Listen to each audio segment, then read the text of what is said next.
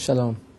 This week we are reading Parashat Vayeshev, beginning in Sefer Breshit, the book of Genesis, first verse of chapter 37. We really meet the character of Joseph, for the first time. A very complex, a very special individual. And the parsha begins with the verse, "And Yaakov dwelled in the land of his father's sojournings, in the land of Canaan." And the second verse says, "Ele toldot Yaakov Yosef ben 17 shana." It says, these are the generations of Yaakov. Yosef was 17 years old. He was with his brothers, with the flocks, and he was a lad. That's really the way to read the verse, but the verse can also be read kind of like, these are the generations of Yaakov, Yosef. So, the Midrash states that this, in fact, is a level of meaning of these words. All of these generations, the ensuing generations of Yaakov, are in the merit of Yosef. And the Midrash continues and emphasizes, after all, Yaakov only left Lavan after Yosef, who indeed is Esau's nemesis, was born. And then, when all of Israel descended into Egypt, who was the one who provided for them, who gave them sustenance? Yosef. And indeed, the Midrash says in a very, very enigmatic statement, the sea only split in the merit of Yosef. So, talking about that great event in history, the crossing of the Sea of Reeds, Israel exiting Egypt and crossing over the sea, Midrash says the sea only split in the merit of Yosef. And indeed, I have a statement in this Midrash, concludes with the statement of one Rav Yudin, son of Rav Shimon, who says, the Jordan also only split in the merit of Yosef. And the Midrash says, this is actually the meaning of the verse in the book of Psalms 114 in chapter 3 that says, the sea saw and fled. This is part of the festive Hallel prayers that we sing. Hayam ra'a vayanos. The sea saw and fled. That's kind of open. Well, what did the sea see to make it flee? And the Midrash says the sea saw Yosef's coffin, because as you will recall, Moshe Rabbeinu was carrying the bones of Joseph. That was a promise that Joseph made when he was buried in Egypt. He said, when God remembers you and redeems you and brings you out from this place, you should bring me out also. And of course, Yosef hatzaddik, Joseph, is buried here in the land of Israel in the city of Shechem. So, the sea saw the coffin of Yosef, and that's what made it flee.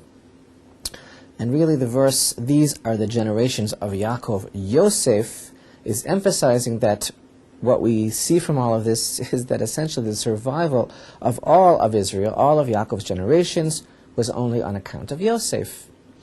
The question really needs to be asked, what is the connection between Yosef and the splitting of the sea? And why was the seeing, as it were, of course it's an allegory, what was there about the seeing of the coffin of Yosef that made the mighty Sea of Reeds up and flee, split right down the middle? So, there is this concept that everyone is aware of, that Yosef represents an aspect, an attribute called Yisod, which actually is why he is called tzaddik. Yosef is one of the only individuals that's referred to in the literature of Torah as Yosef hatzaddik, Joseph the righteous one. He gets that title, righteous, truly righteous, and the reason for it essentially is because in this week's Torah portion we see that regarding his temptation with his master's wife, Yosef was truly pure and able to totally control himself, particularly in that area of human life, the realm of sexuality, which our sages emphasize is actually the true test and testimony of an individual's righteousness. This is called the aspect of Yisod, the foundation. So Yosef is called righteous. And a deeper insight into this whole idea would reveal to us that when it comes to human nature and all of the things that we deal with as part of our complex character to try to refine our attributes, and this is really called a person, kind of wanting to train himself, break his personality traits that are negative, his midot. When it comes to every other character trait within the scope of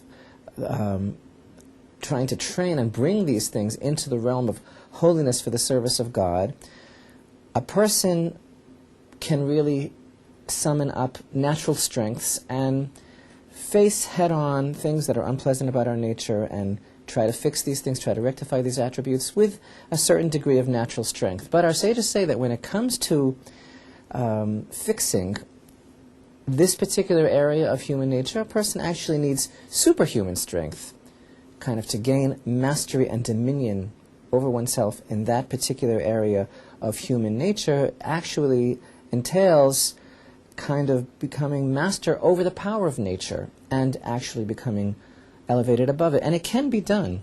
It can be done by a human being.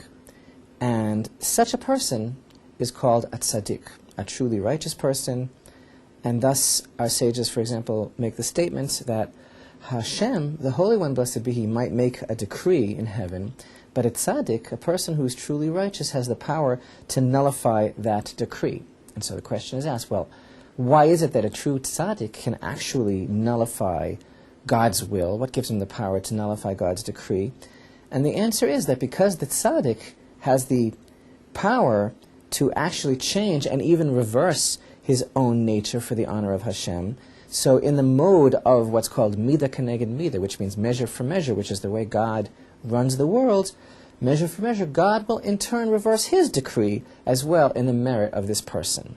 And all of this actually is the secret of the Midrash that we have quoted. And all of this is the secret of that cryptic verse in Psalms 114, verse 3, that the sea saw and fled. Why? Because the splitting of the sea was in the merit of Joseph, because the sea, what did it do actually? It changed its very nature for the honor and the will of God. God had originally declared in Genesis, let the waters be gathered together. So the nature of water is to be in one place. It's to be gathered together.